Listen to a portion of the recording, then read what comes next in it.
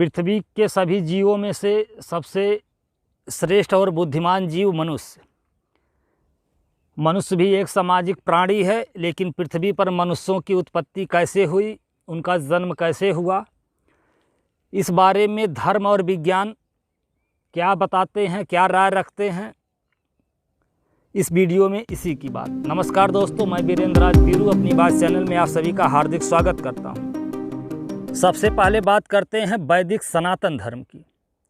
इस धर्म के मतानुसार परमपिता ब्रह्मा ने ही इस सृष्टि की रचना की है।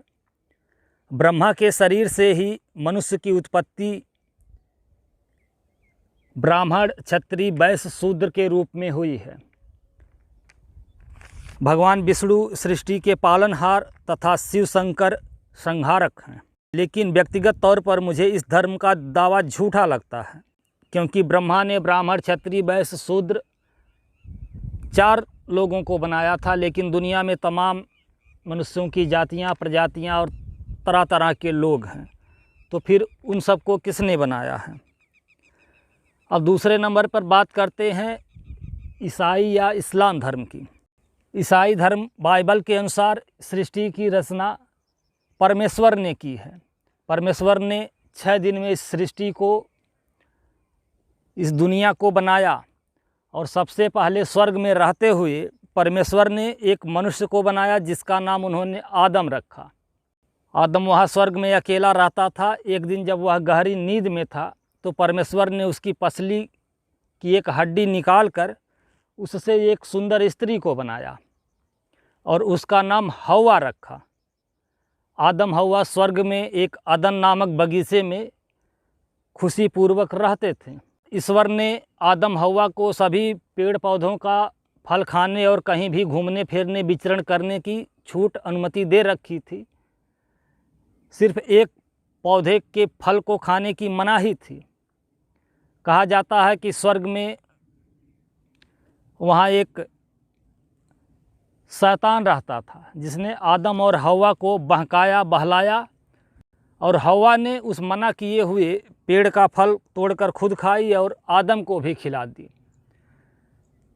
जब परमेश्वर को यह बात पता चली तो उन्होंने आदम हव्वा को स्वर्ग से निकालकर पृथ्वी पर भेज दिया।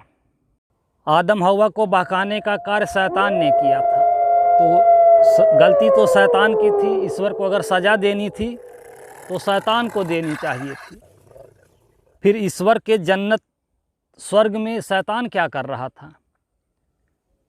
क्या ईश्वर शैतान को वहाँ पहले से रहने के लिए मना नहीं कर सकता था? उसको मार नहीं सकता था या उसको भगा नहीं सकता था? जब गलती शैतान की थी तो सज़ा आदम और हव्वा को क्यों मिली? उनको स्वर्ग से क्यों निकाल कर ज़मीन पर भेजा गया? या मान लीजिए आदम हव्वा की गलती भी थी, तो क्या ईश्वर किसी की एक गलती, गुनाह माफ़ नहीं कर सकता था? और एक बात देखिए, जो ईश्वर इंसान को बना सकता था वह कपड़ा नहीं बना पाता था। आदम हव्वा स्वर्ग में नंगे निर्वस्त्र रहा करते।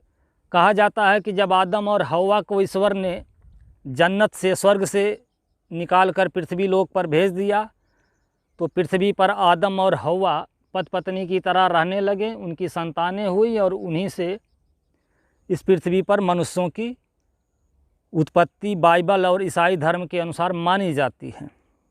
दोस्तों, पृथ्वी पर मनुष्यों की उत्पत्ति के बारे में विज्ञान का अपना अलग सिद्धांत, थ्योरी और दावा है।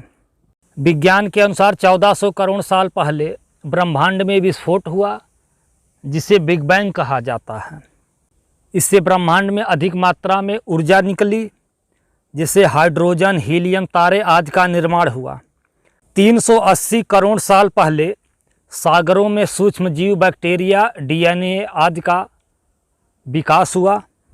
अनेक जीवों के साथ ऐसी मछली का विकास हुआ जिसके पास रीढ़ की हड्डी और दांत थे। इसी विकास क्रम में लगभग 40 करोड़ साल पहले समुद्रों से कुछ जीव निकलकर, जिनको एम्फीबियंस कहा जाता था, ज़मीन पर आकर रहने लगे। और इसके बाद रेप्टाइल्स, सरीसृप जीवों का विकास हुआ।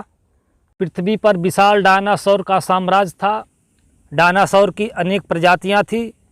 6.5 करोड़ साल पहले 10 किलोमीटर चौड़ा एक विशाल पिंड, जिसको विज्ञान की भाषा में एस्टेरॉयड कहा जाता है, पृथ्वी से आके टकराया।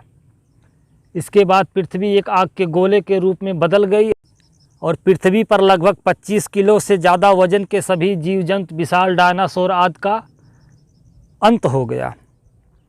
कुछ छोटे स्तनधारी जीव ही पृथ्वी पर बचे थे। स्तनधारियों से बंदरों का विकास हुआ और ये बंदर अफ्रीका के जंगलों में पेड़ों पर रहा करते थे। विकास क्रम में यही बंदर पेड़ों से उतरकर ज़मीन पे आए और ज़मीन पे खड़ा होकर चलने लगे और इन्हीं बंदरों से विकास क्रम की श्रृंखला में चिंपैंजी, गोरिल्ला, होमो सैपियंस और आज के आधुनिक मानव का विकास या जन्म हुआ।